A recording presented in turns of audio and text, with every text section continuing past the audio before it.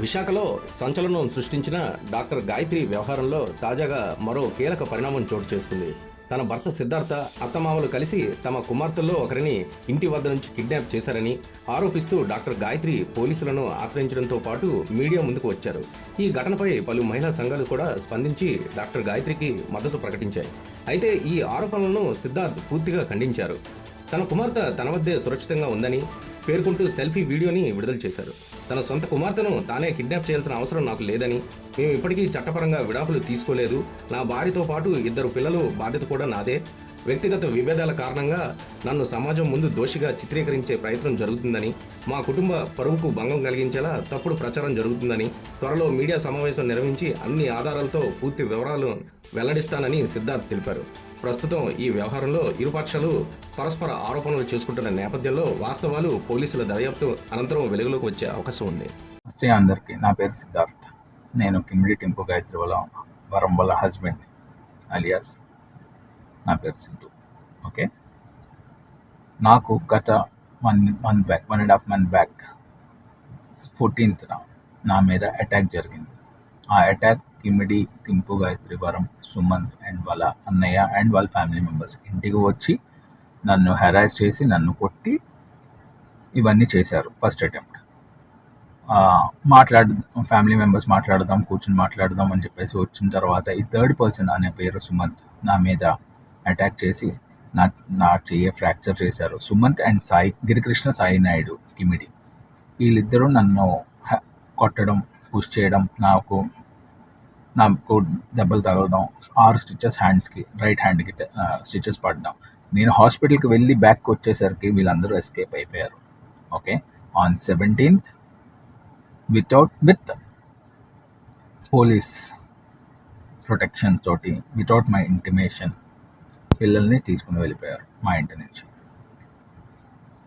దానికి నేను పోలీసులు 100కి కాల్ చేశాను, సిపి గారికి కాల్ చేశాను, వీళ్ళందరికీ ఇంటిమేట్ చేశాను.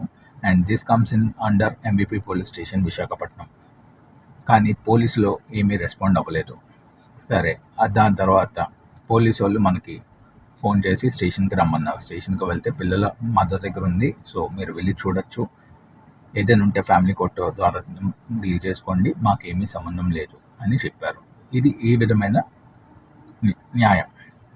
పోలీస్ ప్రొటెక్షన్ తోటి పిల్లల్ని ఎందుకు తీసుకుని వెళ్ళారు? దానికి ఎవరు ఇచ్చారు ఆ రైట్స్? ట్రెస్పాస్ ఎందుకు చేశారు? ఫస్ట్ పాయింట్, దీనికి ఆన్సర్ నాకు కావాలి. సెకండ్, ఎంబీపీలో పోలీస్ స్టేషన్లో ఉండగా ఆర్లవ పోలీస్ స్టేషన్కి ఎందుకు వెళ్ళారు? ఆర్లవ పోలీస్ స్టేషన్ నా మీద కంప్లైంట్ చేసి నన్ను హెరాస్ చేస్తున్నారు, పిల్లల్ని చూడడానికి అలౌ చేయట్లేదు, ఏది చేయట్లేదు. నేను దాని తర్వాత ఎంబీపీ పోలీస్ స్టేషన్ వాళ్ళు ట్రెస్పాస్ చేశారు కాబట్టి నేను వాళ్ళని వెళ్ళి అడిగితే, పిల్లల్ని ఏ రైట్ తోటి మీరు తీసుకుని వెళ్ళారు? Without any warrant, without any court orders మీరు ఎలా ఇచ్చారు, ఎలా మీరు ప్రొటెక్ట్ చేసుకుని తీసుకుని వెళ్ళారు అని అడిగితే, మీరు వెళ్ళి చూడొచ్చు, మీకు ఫాదర్గా అన్ని రైట్స్ ఉన్నాయి అని చెప్పేసి అనడం, ఇవన్నీ జరిగాయి. నేను ఒకటే అడిగాను, వితౌట్ ఎనీ కన్సర్న్ ఎలా తీసుకుని వెళ్ళారు అని అడిగితే, మదర్ దగ్గరికి వెళ్ళారు కదండి, మదర్ దగ్గర ఉండాలి కదండి అని చెప్పేసి అన్నారు. ఓకే, దానికి నేనేమనలేదు. దాని తర్వాత నేను ఈ స్టెప్ ఎందుకు 1 month అమ్మాయి దగ్గర ఉంది, వాళ్ళ తల్లి దగ్గర ఉంది. కానీ పెద్ద పాప కంప్లీట్గా సిక్ అయ్యింది, ఫీవర్ వచ్చింది, ఇవన్నీ జరిగాయి.